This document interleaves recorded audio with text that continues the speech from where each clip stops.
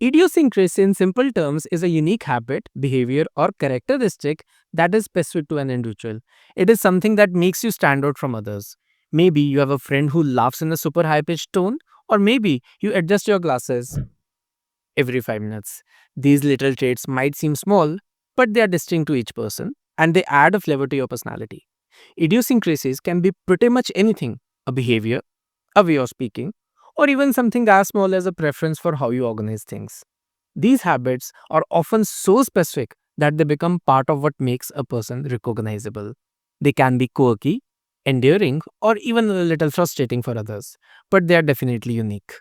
Think of idiosyncrasy in terms of its synonyms: mannerism and foible. Let's watch a video here. Walter Zing Sheldon. No, it's Walter Mings Sheldon. Walter Mings Sheldon. What's this? That's what you did.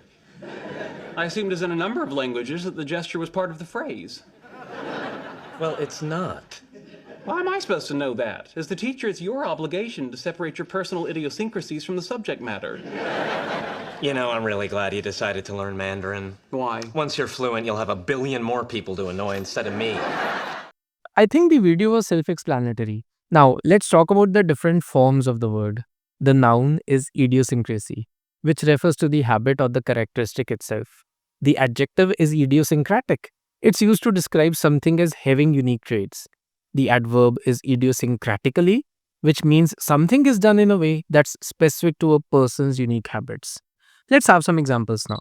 His idiosyncrasy of drinking tea only at the midnight was well known among his friends. Here, we are using the noun idiosyncrasy. Her idiosyncrasy for organizing books by color instead of author was both charming and frustrating. Next, we move on to the adjective idiosyncratic. He has an idiosyncratic way of speaking that captures everyone's attention. The artist's idiosyncratic style made her paintings easily recognizable. The idiosyncratic method he uses to solve math problems is unconventional but effective. We can also use the adverb idiosyncratically. She dresses idiosyncratically, always mixing patterns and styles. The building was designed idiosyncratically with no two windows of same size. To wrap it up, idiosyncrasy refers to the unique little habits or traits that are so specific to a person they become part of who they are.